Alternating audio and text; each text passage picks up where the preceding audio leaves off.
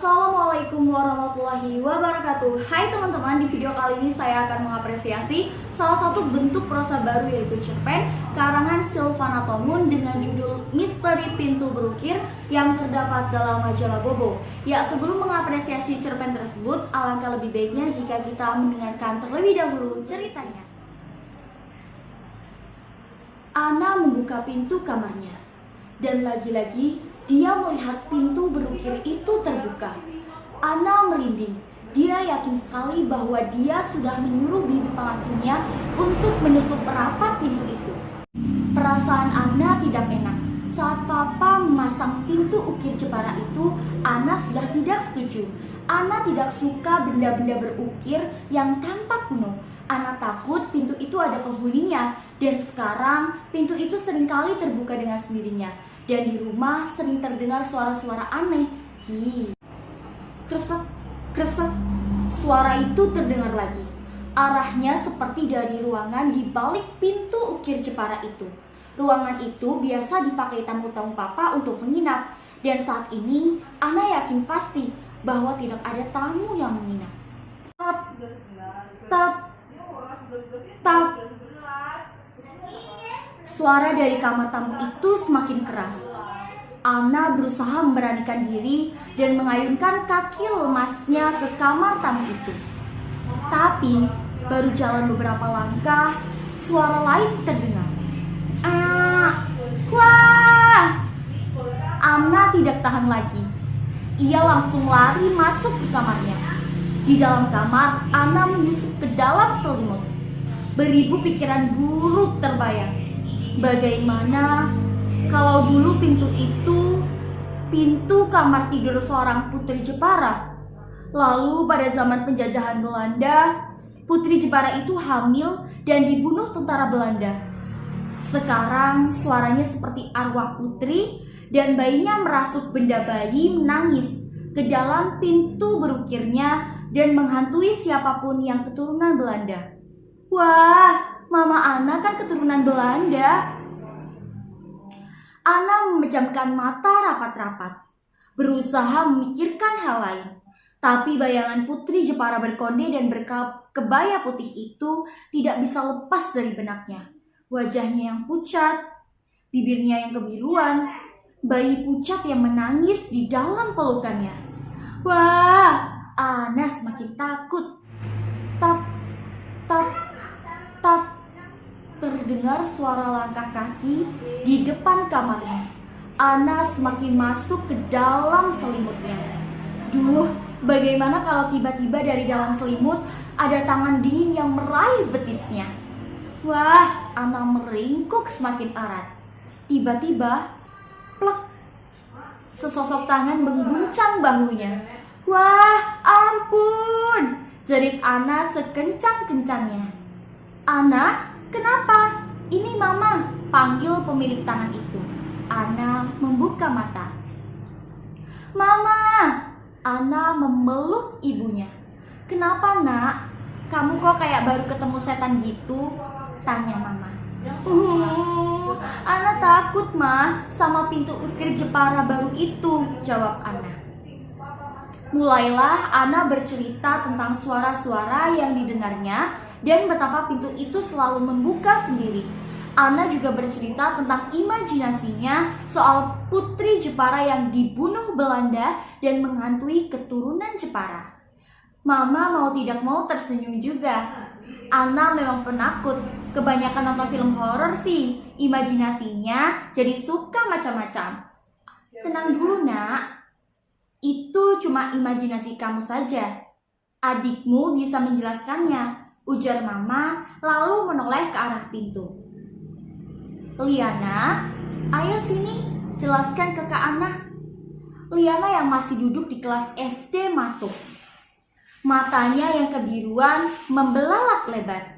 Dia tampak memegang sesuatu di balik shell yang ia lilitkan di depan badannya. Tiba-tiba, haduh, suara tangisan bayi itu lagi. Ana mencingkram tangan mamanya. Kak Ana, ini si manis, ucap Lina sambil menyingkapkan shellnya, menunjukkan anak kucing yang masih kecil sekali.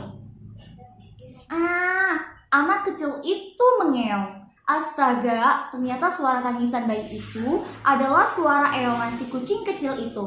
Liana menemukannya tergeletak di sudut halaman rumah. Sejak itu, Liana merawatnya diam-diam di dalam kamar tamu.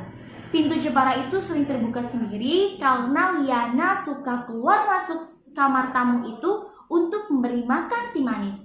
Liana, kamu bikin kakak jantungan saja. Kenapa tidak bilang dari kemarin sih? Tanya Ana gemas bercampur malu. Soalnya kakak kan nggak suka kucing, jawab Liana polos. Daripada hantu putri Jepara, aku lebih suka kucing, Li, sumut Ana. Mama dan Liana tertawa. Krek. Di luar kamar Ana, pintu ukir Jepara itu terbuka pelan. Sesosok putih tembus pandang, memandang ke sekeliling rumah. Rumah besar yang cantik, dua kakak beradik yang harmonis, orang tua yang baik hati dan penyayang. Rasanya aku akan betah di sini, bisik sosok putih itu sambil merasuk kembali ke dalam pintu ukir kuno itu. Selanjutnya kita akan membahas mengenai unsur intrinsik dan unsur ekstrinsik yang terdapat dalam cerpen Misteri Pintu Berukir. Kita akan membahas mengenai unsur intrinsiknya terlebih dahulu. Yang pertama yaitu tema. Apa sih tema dari cerpen tersebut? Temanya yaitu pengalaman dan horor. Jadi menceritakan tentang hal-hal yang membuat bulu kuduk kita merinding atau hal-hal yang menakutkan. Selanjutnya kita akan membahas mengenai alur. Apa sih alur yang digunakan? Alur yang digunakan yaitu alur maju. Karena di sini pengarang menceritakan kejadian atau peristiwa tersebut secara kronologis atau berurutan. Selanjutnya yaitu kita akan membahas mengenai latar. Apa sih latar yang digunakan dalam cerpen tersebut? Latarnya yang pertama yaitu latar tempat. Latar tempatnya jelas terjadi di kamar Ana. Yang kedua yaitu latar suasana. Yang pertama yaitu mencengkam, yang kedua yaitu menakutkan, yang ketiga yaitu menegangkan, yang keempat yaitu ceria pada saat ibunya dan Liana menertawakan kakaknya yang ketakutan. Selanjutnya yaitu latar waktu. Penulis tidak menceritakan secara spesifik tentang waktu yang digunakan atau latar waktu yang digunakan dalam cerpen tersebut. Selanjutnya kita akan membahas mengenai penokohan. Yang pertama tokoh. Siapa saja sih tokohnya? Yang pertama yaitu Ana, yang kedua yaitu ibu Ana, yang ketiga yaitu Liana. Ya, jadi kita akan membahas mengenai karakter Ana. Karakter Ana di sini yaitu dia seorang anak yang penakut, kemudian akan tetapi dia memiliki sisi penasaran tersendiri. Yang kedua yaitu ibu Ana. Ibu Ana yaitu sosok penyayang yang mana dia ini mengayomi anak-anaknya. Yang ketiga yaitu Liana. Liana penyayang, kemudian mencintai binatang, kemudian dia juga anaknya ceria. Selanjutnya kita akan membahas mengenai sudut pandang ya. Sudut pandangnya yaitu yang digunakan adalah sudut pandang orang ketiga sebagai pengamat. Ya, selanjutnya kita akan membahas mengenai gaya bahasa. Di sini pengarang tidak menggunakan majas yang terlalu muluk-muluk. Akan tetapi pengarang benar-benar menonjolkan sisi diksi yang mana hal ini tuh menarik perhatian kita gitu loh. Jadi kayak gaya bahasanya itu mudah dipahami, kemudian pemilihan katanya enak untuk didengar, pemilihan katanya juga menegangkan, dan banyak kata-kata seperti hi atau hua gitu yang menunjukkan bahwa memang hal tersebut menakutkan. Selanjutnya kita akan membahas mengenai amanat. Apa amanat yang terdapat dalam cerpen tersebut? Kita tidak boleh takut kepada sesama makhluk Allah, yang mana semua umat manusia itu tahu bahwa manusia adalah makhluk Allah Subhanahu wa taala yang paling sempurna. Jadi tidak ada alasan kita untuk takut kepada makhluk tak kasat mata. Selanjutnya yaitu kita akan membahas mengenai unsur ekstrinsik. Unsur ekstrinsiknya yaitu nilai-nilai yang terkandung dalam cerpen tersebut. Nilai-nilai yang pertama yaitu nilai keagamaan. Jelas ya, kita sebagai insan yang diciptakan oleh Allah Subhanahu wa taala tidak boleh takut kepada makhluk yang tidak bisa dilihat secara kasat mata. Karena kita memiliki Allah Subhanahu wa taala, zat yang paling besar. Jadi buat apa kita takut sesama makhluk yang Allah ciptakan gitu loh. Sedangkan kita manusia sudah diajarkan ilmu agama dari kecil. Jadi jangan pernah takut terhadap hal-hal seperti itu. Selanjutnya yaitu nilai moral. Di sini penulis menonjolkan cerita Liana sebagai seorang yang cinta dengan binatang. Dia menyelamatkan seekor kucing yang kesepian, kemudian membawanya ke rumah, memberinya makan, bahkan menyebutnya dengan kata-kata manis. Di sini pengarang memberikan pesan kepada kita bahwa memang sebagai manusia kita tidak boleh, jangankan kepada hewan ya, jangankan kepada manusia, kepada hewan pun kita harus saling menyayangi gitu. Jadi di sini disisipkan pesan bahwa kita harus saling menyayangi antar sesama ataupun antar maupun kepada hewan gitu. Terus kita akan membahas secara keseluruhan ya. Jadi cerpen tersebut benar-benar luar biasa bagusnya ya, karena di sini para pembaca jelas mereka meningkatkan daya imajinasi mereka. Mereka jadi membayangkan, gimana sih ya bentuknya, gimana sih ya. Kemudian pengarang juga menginginkan kita untuk lebih menyayangi sesama manusia ataupun menyayangi atau peduli dengan sesuatu di lingkungan kita, maupun baik itu hewan maupun tumbuhan atau hal-hal yang lain.